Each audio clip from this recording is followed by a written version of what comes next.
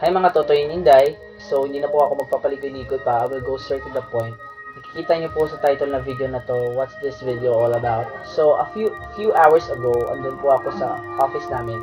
Nakita ko po, habang nag-work po ako, nakita ko po may bagong upload po yung favorite YouTuber ko. Yes, favorite YouTuber ko po si Goldasovich. Because,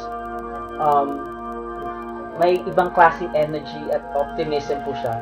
At nai-inspire niya po ako to do vlogs, nai-inspire niya po ibang tao at kung sino-sino pang nanonood sa kanya.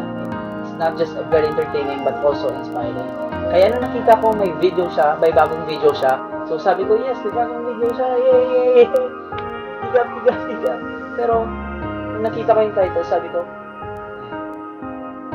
pero at the back of my mind, naisip ko rin na baka, oh yeah, clickbait, nakikinig si Will mag-clickbait, maganda yung drama sa vlog, stuff like that.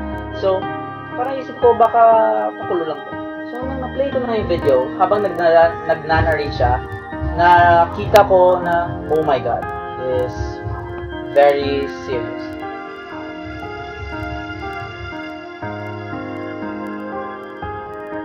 Yes, he's very serious. Narrate siya, ano talaga he's very serious. Kaya, sabi ko, oh shit, baka totoo.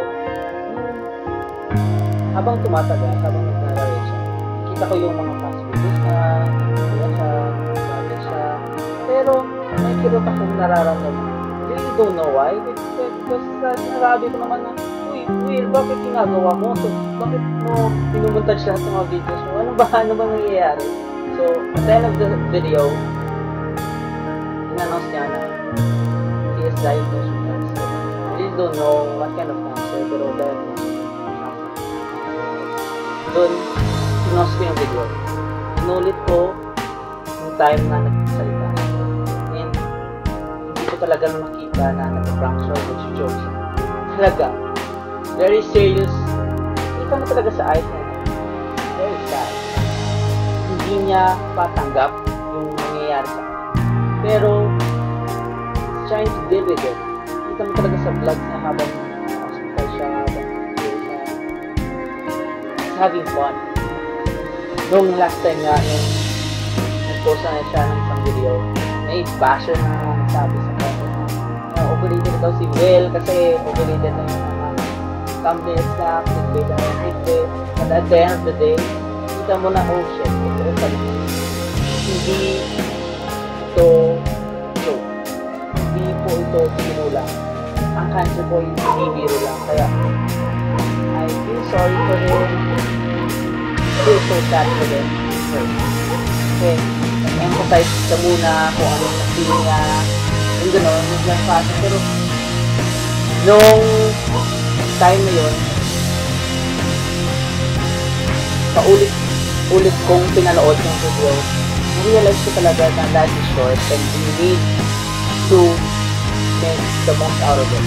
There's no time to hate, there's no time to put anger to other person, to other people, or there's no other time. It's not this time. We need to live our lives to the fullest. Yun lang yung gustong ipahiwatig ni Will sa atin. Let's create memories, exploring the best things in life. Parang ganun yun. Kaya napaisip ako na bakit niya in-announce yun sa publiko? Ano talaga yung purpose niya? Magpaawa, magpadami ng subs kasi dream niya mag 1 million na subs. Pero guys, support natin yung dream niya. Hashtag 1 million subs for Will. He deserves it. And it's very entertaining. It's very energetic. It's very inspiring. Kaya I think in-announce it sa public because I know he's gonna continue vlogs. And he wants to inspire people na kahit anong sitwasyon ka man at kahit anong sakit man ang meron ka, kayang-kaya mo basta maging positibo. If there's a will, there's a way. Kaya, Will, I'm praying for you. We are praying for you. I know positibo ka pa rin. I know na hindi mo pa napaprocess lahat-lahat ng mga balita na nangyayari sa'yo, but we are here to support you, to encourage you, kasi nga, you encourage us back, you support us back, you inspire us back, and we wanted to influence people like you do. So, ganun din yung gagawin namin. Mag-i-influence din kami ng mga tao na maging positibo, na mag-dream at i-achieve yung mga goals sa life. Ayun.